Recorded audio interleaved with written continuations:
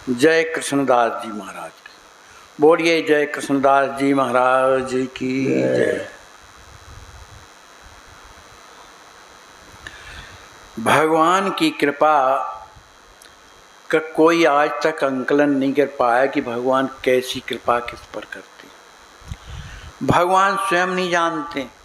एक तो भक्तों का हृदय ही भगवान के उस हृदय को परिवर्तित कर देता है, क्योंकि भगवान तो सम है। यद्यपि सम नहीं राग न रोसु, लाई गाई न पाप पुण्य गुण दोषु, सबके लिए समान बने रहती हैं। लेकिन जो प्रेमी भक्त हैं उनका हृदय जब उनके लिए रोने लगता है तो भगवान सब को छोड़ करके अपनी मर्यादा, अपनी जो भी दृढ़ता है उसे छोड़ करके उस भक्त की ओर चलने लगती, उसे सुख देने लगती। इसमें भी यही स्थिति है। एक भगवान के परम भक्त हैं, उनका नाम है श्री नवल किशोर जी महाराज। ये बंगाल के, ये बंगाल में रहते हैं और नित्यानंद जी महाराज के ये वंश के। इनके पास श्री राधा मदन मोहन की सुंदर मूर्ति थी। उनकी ये रात दिन सेवा करते थे और ऐसी सेवा करते थे, अष्टयामी सेवा करते थे। उन्हीं के पीछे अपना जीवन समर्पण किए रहते थे। हमारे प्रभु को ये मिल जाए, हमारे प्रभु अभी ऐसे हैं वैसे, माने रात दिन सेवा में लगे रहते थे। वो सेवा करते करते उनका हृदय जो है हमेशा उनकी सेवा में तल्लीन रहता था। नेत्रों से हमेशा आंसू बरसते रहते थे। लेकिन इनके हृदय में प्रेरणा हुई कि चलो बंगाल छोड़ करके वृंदावन में रहा जाए। तो वृंदावन की जब इच्छा हुई, भगवान की इच्छा मान करके, क्योंकि भक्तों के हृदय में जो भी इच्छा प्रकट होती है ये भगवान की प्रेरणा से होती है। हमारे हृदय में जो इच्छा प्रकट होती है ये संसार की प्रेरणा से होती है, क्यों हम संसार में। लेकिन भक्तों के हृदय में जो इच्छा प्रकट होती है वो भगवान की इच्छा से होती है। तो इनके हृदय में वृंदावन चलने की इच्छा प्रकट हुई नवल किशोर जी के। ये बंगाल छोड़ करके और ये आते हैं वृंदावन। अब वृंदावन में काम्यक वन है, काम्य वन। वहाँ पर एक महापुरुष रहते थे जिनका नाम है जय कृष्णदास, जिनकी कथा है। वो वहाँ पर काम्य वन में रहते थे। ये साधारण ऐसे ही झोपड़ी बना के रहते थे, लेकिन पक्की झोपड़ी थी इनकी। तो ये क्या करते थे कि रात दिन भजन करते थे। भजन में इतने तन्मय रहते थे कि रात दिन रोते रहते थे। भजन करते करते बड़े जोर से आवाज़ से रोने लगते थे। तो जब उन बड़े जोर से अंदर कुटी में जब रोने लगते थे तो उनकी आवाज़ उस कुटी की छत को फाड़ करके और बाहर निकल जाती थी। माने ये शक्ति है भजन के प्रताप में। अब वो कहाँ आवाज़ जाती है? भगवान के पास जाती है, उसको कोई रोक नहीं सकता। सच्चे हृदय की जो पुकार है वो भगवान के पास जाती है, उसे कोई रोक नहीं सकता। तो ये नवल किशोर दास जी महाराज वहीं काम्यक वन में जाते हैं और श्री कृष्णदास जी महाराज की कुटी में पहुंच जाते हैं। भगवान की इच्छा वहाँ पहुँचे। उन्होंने प्रार्थना किया कि महाराज हम इधर कुटी में कुछ दिन रहना चाहते हैं, आज्ञा हो तो रहे।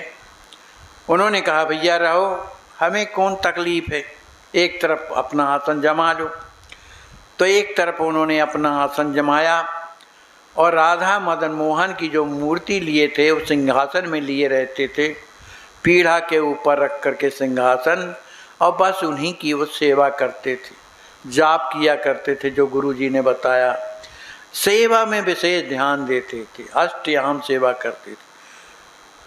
उनकी सेवा करते करते पूरा दिन व्यतीत हो जाता, फिर शाम होती, फिर सेवा करते, फिर शयन हो जाता, फिर भी बैठे रहते। तो इस तरह से भगवान की सेवा की चिंता लगी रहती थी। और इधर ये महात्मा जो जय कृष्णदास थे ये भी एक कोने में बैठ कर के निरंतर भजन करते रहते थे। भजन से फुर्सत ही नहीं मिलती थी। थोड़ी बहुत फुर्सत जब मिलती थी तो मथकरी मांग करके ले आते थे और अपना पा लेते रहे। विग्रह रखे नहीं थे वो, इसलिए उन्हें कोई मतलब नहीं था, तो अपना पा लेते थे। अब चूंकि नवल किशोर जी भी आ गए, अब चूंकि अतिथि हैं तो उनके लिए भी मधुकरी मांग करके लाते थे और उनको दे देते थे। भैया अब जो ठाकुर जी का है, जो देते हैं ग्वाल वाल, वही है मेरे पास, और तो कुछ नहीं। लेकिन उन्हें क्या है, सच्चे हृदय से भगवान की सेवा करते थे, उनका भोग लगाते थे।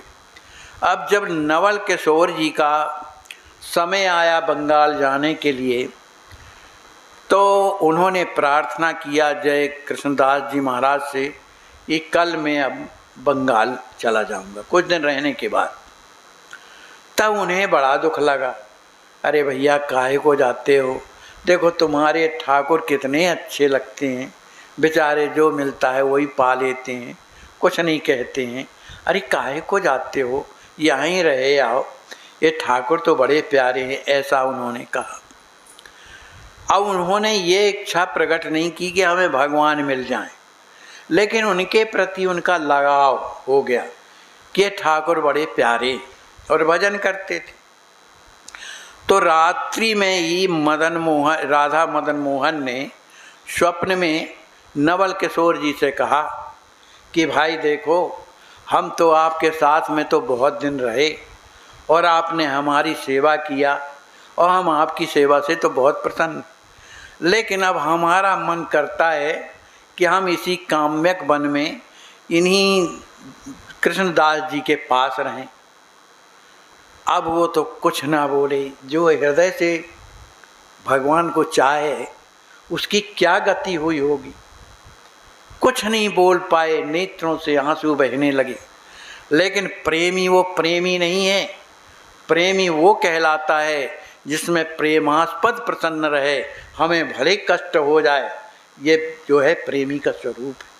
कुछ नहीं बोले, प्रभु आप कीजिए ही विद मन प्रसन्न प्रभु। इधर हृदय से छोड़ा नहीं जा रहा, लेकिन वो चाह रहे हैं कि हम यहाँ रहना चाहते हैं, तो कुछ बोले नहीं। अंत में भगवान को प्रणाम किया, प्रणाम करने के बाद क्षमा याचना करते हैं, प्रभु जो गलती हो गई क्षमा करना, ऐसा कह करके रोते हुए तो वहाँ से चले जाते, अपने बंगाल को आ जाते हैं। अब इधर बाबा ठहरा कैसा, भजनानंदी। अब वो ठाकुर जी को वो चाहते तो नहीं थे कि इधर रहें, लेकिन अब जबरदस्ती रह गए। देखो भजन करने वाले के पास खुद भगवान जाया करते हैं, जो भजनानंदी होता है भगवान खुद जाते हैं, भले वो उनकी व्यवस्था करे या ना करे, लेकिन भगवान उससे प्रेम करते हैं। अब ये कृष्णदास बाबा सोचने लगे, लो हमारे भजन में कितना व्यवधान पड़ गया, अब इनकी सेवा करो।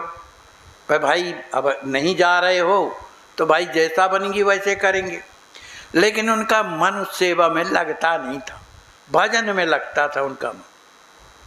आखिर भगवान की ऐसी कृपा कि एक दूसरा साधु वहीं पर पहुंच जाता है।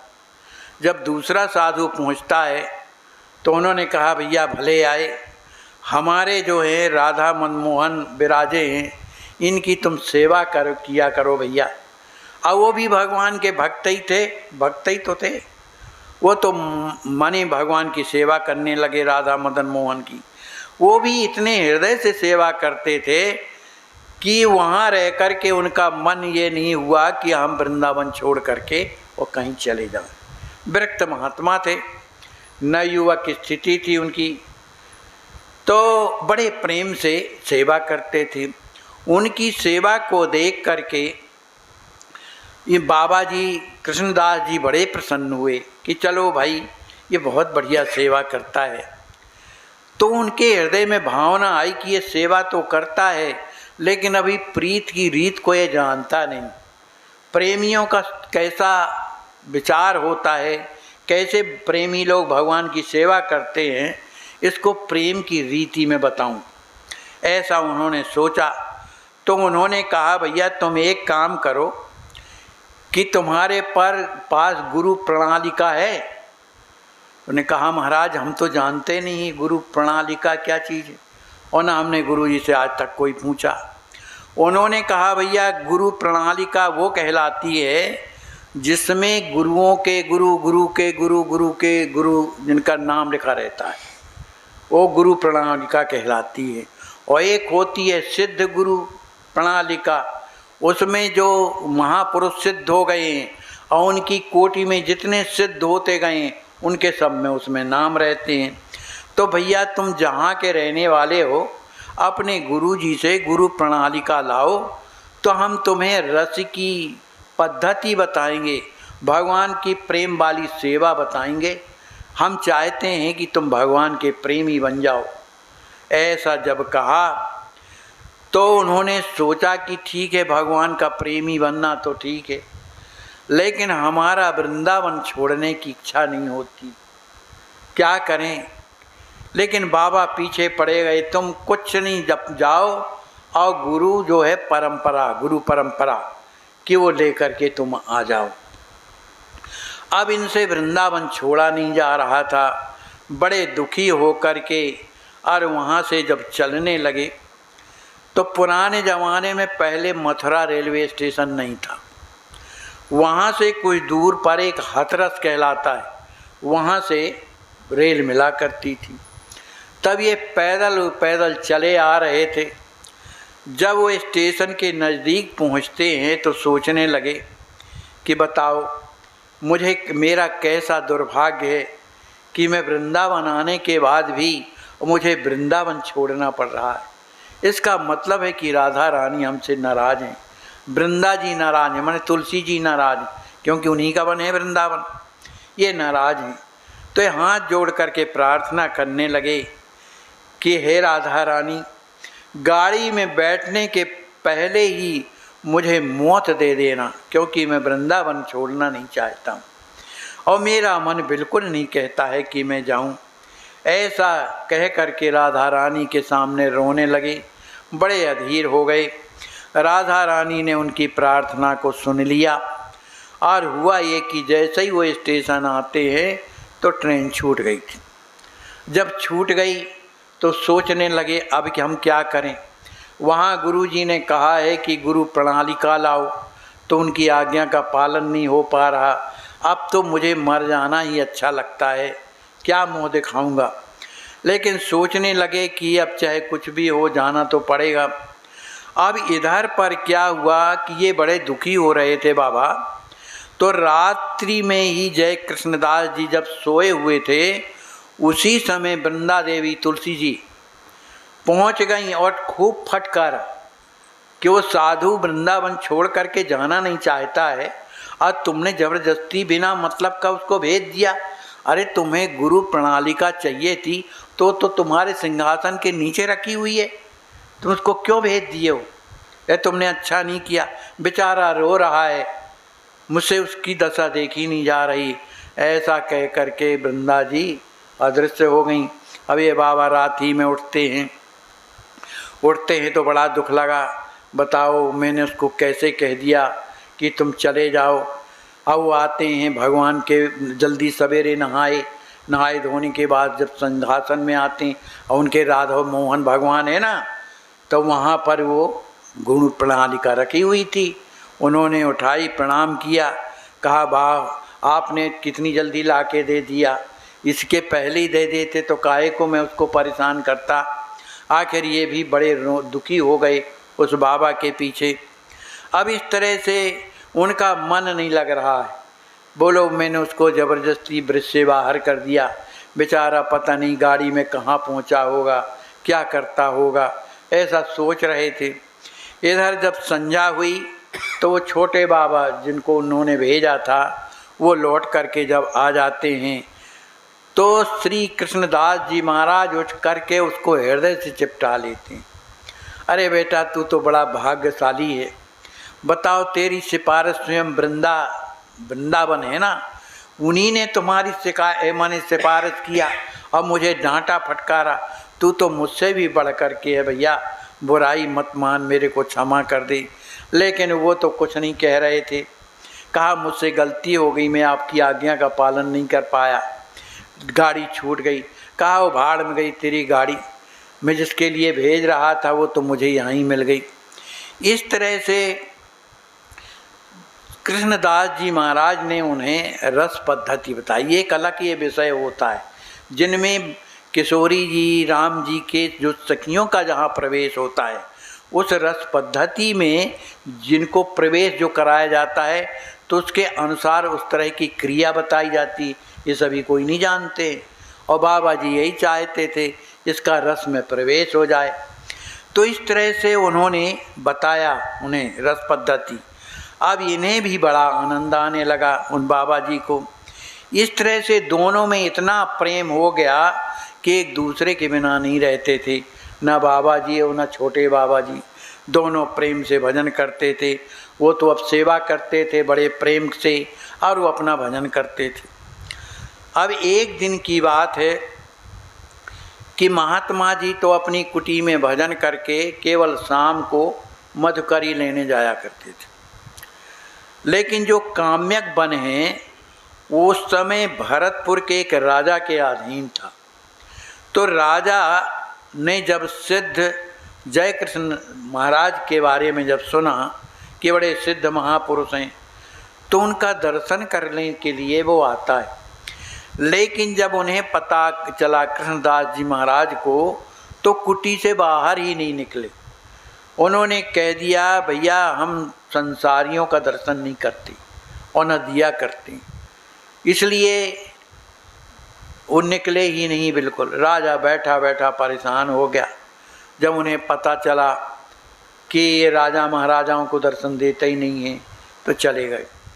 अब ये जब मधुकरी के लिए जाते हैं शाम को जाया करते थे, तो जब मधुकरी मांग करके लौट रहे थे तो वही राजा अपना सब कुछ वेशभूषा बदल के ऐसे ही चिथड़े थड़े कपड़े पहन करके उन्हीं की कुटी के सामने बैठा हुआ था। अब बाबा जी तो कुछ दूर चले, अब सिद्ध महापुरुष थे, सब देख लिया उन्होंने। वो तुरंत लौट गए गांव की तरफ लौट करके लोगों से कहते हैं भैया हमारी कुटी में तो आग लग गई है, जाके तुम लोग बुझाओ भाई। इतना सुनना था, गांव वाले दौड़े वहाँ, देखा तो कुटी ज्यों की त्यों।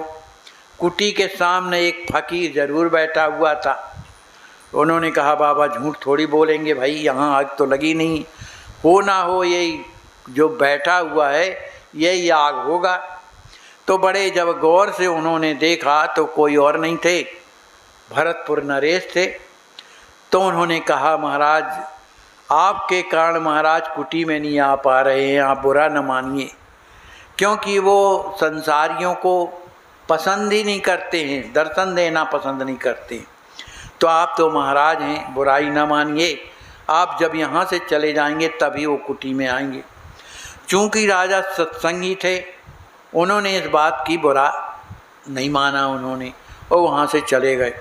जब चले गए तब लोगों ने बताया महाराज वो तो चले गए हैं, जो आग थी वो तो बुझ गई, चली गई। अच्छा, तो फिर महाराज लौट करके अपनी कुटी में आते हैं और अपने भजन में लग जाते हैं।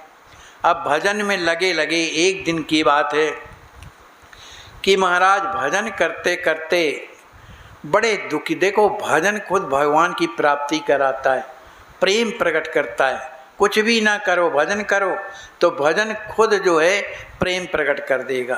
उनके हृदय में इतना प्रेम प्रकट हुआ, इतना प्रेम प्रकट हुआ महाराज के कि कृष्ण के विरह में व्याकुल होकर के रोने लगे, कहीं अपना माथा पटकने लगे। वे विमल कुंड के पास रहते थे, विमल कुंड है वृंदावन में, काम्य वन में, तो वहाँ रहते थे। अब इतने व्याकुल हो गए कि उन्हें दर्शनों के बिना अच्छा नहीं लग रहा था। कैसे मुझे दर्शन हो, देखो ये भजन का प्रभाव। अब वो रात दिन रोने लगे। तो एक दिन की बात है कि जब वो रो रहे थे उसी समय एक गोप बालक ने आकर के और कहा कि बाबा हमें बड़े ज़ोर से प्यास लगी है, तू बाहर निकल, हमें पानी तो पिवा दे। लेकिन ये तो जानते थे कि ग्वारिया बालक जितने हैं सिवा परेशान करने के अलावा इनके कोई काम नहीं रहता है, तो जानबूझ करके बाहर निकले। तो अब ये बैठे रहे, पर ये बालक भी कैसे वो कि मान जाएं। और पुनः कहते हैं भैया तुम निकल नहीं रहे बाबा, तो हम तेरी ये कुटी है ना, इसका अभी ठिकाना लगाए देते हैं, जल्दी निकलो। अरे कुटिया के दरवाजे में आए हैं और तुझसे पानी मांग रहे हैं, तो पानी नहीं पिला सकता? अरे बंगाली बाबा तो ठहरा, अरे हम जाने तू कहाँ भजन करे, तू भजन कर रहा है व्यर्थ में कर रहा है, तेरे हृदय में दया नहीं है। अरे दयाहीन बाबा कसाई के बराबर होता है, क्या भजन कर रहा है जब दया नहीं तुझे। अब जब इस तरह का जब कहा तो बाबा को गुस्सा चढ़ आई और ले करके लठिया मारने के लिए बाहर निकले कि जब देखो ग्वाल बाल आकर परेशान करते हैं। और जैसे ही लठिया लेकर के बाहर निकले तो क्या देखते हैं कि वहाँ असंख्य गौएं चर रही और दो बालक जो है वहाँ पर खड़े हुए हैं दरवाजे में, और बड़े सुंदर हैं दोनों के दोनों, अद्भुत हैं।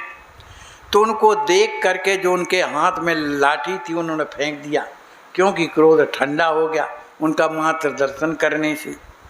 और उन्होंने पूछा, अरे भाई तुम लोग कौन गांव से आए हो? तो उन्होंने कहा हम नंद गांव से आए हैं। तो कहा एक तुम्हारा नाम क्या है? श्यामले वर्ण से पूछा।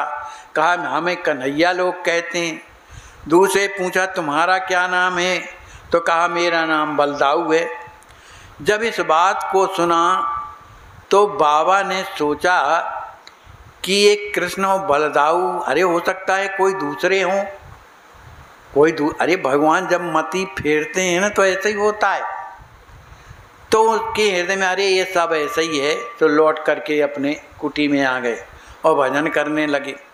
लेकिन कुटी में बैठ कर के सोचने लगे कि कहीं ऐसा तो नहीं वही कन्हैया हो जिसके लिए मैं रो रहा हूँ, वही बलराम तो नहीं है हलधर वाला, तो चलो चल करके मैं देखूँ। और जैसे ही कुटी के बाहर जाते हैं तो सब दृश्य अंतर ध्यान हो गया, कुछ नहीं। अब तो उनको बड़ा बुरा लगा, रोने लगे। अरे बताओ, मैं अपने हाथ से खुद अपने गले में कुल्हाड़ी मार ली, बेचारे दर्शन देने के लिए आए रहे, मैंने उनका दर्शन नहीं किया और उन्हें बेफजूल का मान करके कि ये ग्वाले हैं मान करके उनका तिरस्कार किया। बड़े दुखी हो गए। जब दुखी हो कर के रोने लगे उसी समय भगवान वहाँ पर अंदर प्रकट हो जाते हैं। कहते हैं बाबा तुम अधीर क्यों हो रहे हो, कल मैं तुम्हारी इसी कुटिया में आऊँगा, तुम चिंता मत करो, कल ज़रूर आऊँगा। ऐसा कह कर के अंतर ध्यान हो गए। उन्हें कुछ शांति हुई कि चलो कल आने के लिए तो कहा है, लेकिन आएगा तो इसकी सेवा कौन करेगा? ये कौन करेगा भाई? आ कर के दर्शन दे जाए और चला जाए, लेकिन रहने वाली भलाई मुझे पसंद नहीं, कौन करेगा? मैं भजन करूँगा कि इनकी सेवा? वो भजनानंदी थे। दूसरा दिन जब सवेरा होता है तो एक वृद्धा माई आती और एक सुंदर गोपाल की मूर्ति लेकर के आई। कहा बाबा अब ये गोपाल की सेवा मुझसे होती नहीं है, वृद्धावस्था मेरी ज़्यादा हो गई है, तो इसकी तुम सेवा किया करो। बाबा ने कहा कि ये मुझसे नहीं होगा, ये तुम्हारा गोपाल पता नहीं क्या क्या मांगेगा, मैं कहाँ पाऊँगा? मैं तो टिक्कड़ मांग लाता हूँ, उसी से पाता खाता हूँ, इसकी सेवा मुझसे न की होगी, ये कौन सामग्री देगा जो ये चाहेगा? उन्होंने कहा कि ये सब मैं रोज़ाना दिया करूँगा। कहा तो ठीक है, अगर ऐसी बात है। तो उन्होंने गोपाल को एक तरफ पधरा दिया। अब पधराने के बाद वो गोपाल बड़े सुंदर थे, उनको देख कर के मुग्ध हो गए। अब रात में जो वृद्धा आई थी वो कोई और नहीं थी, वही वृंदा महारानी थी, माने वृंदा जी, वृंदावन माने धाम ही थे। उन्होंने कहा कि मैं ही आई थी तुम्हारे पास, और जो है गोपाल जो है भगवान ही हैं। उन्होंने कहा मुझे बाबा के यहाँ जाना है तो मैंने तुम्हारे यहाँ भेज दिया, तो इसकी सेवा करो। तो कहते हैं भैया अब वो दो भगवान हो गए, एक तो पहले वाले भगवान और दूसरे ये भगवान। लेकिन वो बेचारा जो बालक था वो दोनों की सेवा करता था। इस तरह से बड़े प्रसन्नता से सिद्ध बाबा प्रणाम भर कर लेते थे, लेकिन भजन में रात दिन लगे रहते थे। अब क्या हुआ कि एक दिन प्रेम से गोपाल जी की सेवा कर सिद्ध बाबा ने सोचा, अब उन्हें तो मालूम हो गया कि मुझे अब जाना है, क्योंकि जाने का समय आ गया। तो चैत्र शुक्ला द्वादशी को इन्होंने प्रणाम भगवान को किया, गोपाल अब मैं जा रहा हूँ, अब मैं जा रहा हूँ, अब तुम आराम से रहना और भैया तुम भी सेवा करना भगवान की। ऐसा कह करके उन्होंने शरीर छोड़ दिया, भगवान की नित्य लीला में प्रवेश कर लिया। और किसी की बांसुरी की धुन सुन कर के उनसे रहा न गया। किनसे? जो उनकी पूजा करता था वो बाबा, वो तो चले गए। अब उन्हें बांसुरी की जब धुन सुनाई देने लगी तो उस बांसुरी की धुन में क्या निकल रहा था कि मेरा लहंगा कहाँ है, फरिया कहाँ है, और क्या नाम से अगिया कहाँ है। क्योंकि बाबा जो थे मानसिक रूप में सखी के रूप में थे, जो भजनानंदी थे सखी के रूप में थे, तो मन ही मन में ये सब रहता था। तो बांसुरी में उन्हें यही सुनाई दे रहा था कि मेरी लहंगा कहाँ है, मेरा फरिया कहाँ है। इस तरह से बाबा की बंसी धुन में सुनाई दिया। इसके बाद गोपाल की बड़ी सेवा होती रही। कुछ दिनों के बाद वे भी संत अपने गोपाल की सेवा करते हुए और दूसरे जो राधा मोहन जी महाराज थे उनकी भी सेवा करते करते वे भी भगवान के गोलोक धाम को पधार गए। बोलिए श्री कृष्ण गोस्वामी जी महाराज की जय। श्री राज जी महाराज जय।